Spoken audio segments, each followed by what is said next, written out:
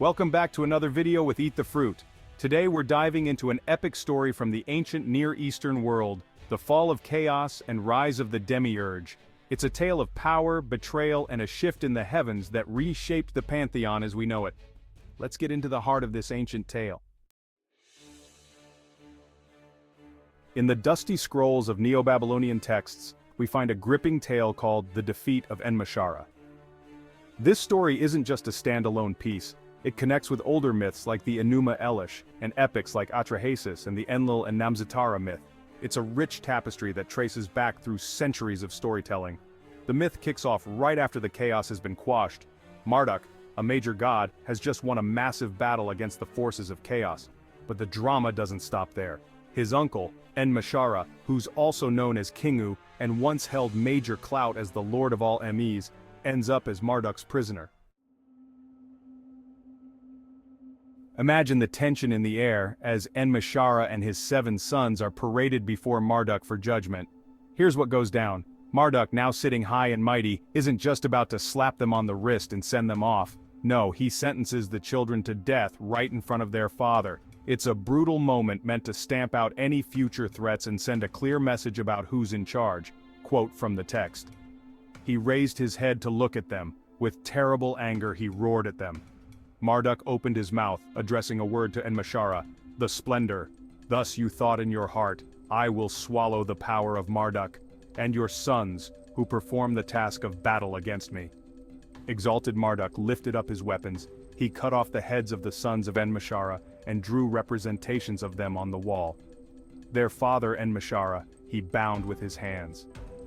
This scene isn't just about the violence, it's a pivotal moment marking the end of one era and the beginning of another.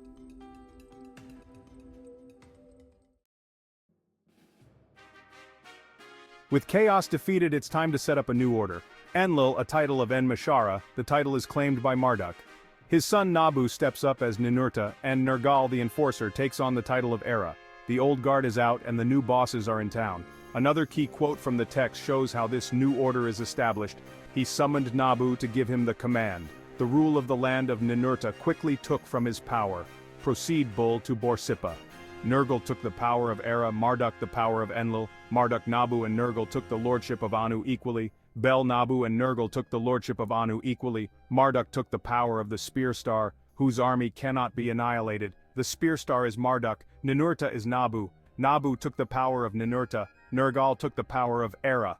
This isn't just a game of musical chairs with titles, it's about setting up a system where each god has a specific role and responsibility, ensuring the smooth running of the divine and the earthly realms. When we look back at earlier Sumerian literature, we realize something fascinating.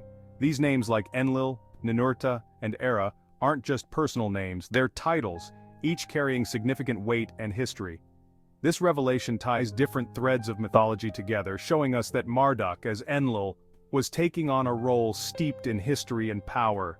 It highlights how these stories were not just about the gods but about their positions and roles within their divine society. So what we see in the Defeat of Enmesharra isn't just a story of defeat and victory, it's about the evolution of power, the transformation of roles, and how each generation of deities influenced the cosmic order in their own unique ways. Thank you for joining me on this journey through ancient myths and the power struggles of gods. If you enjoyed this dive into the past and want to catch more stories like this, don't forget to subscribe and turn on those notifications. Until next time, keep exploring, keep wondering, and as always, stay curious.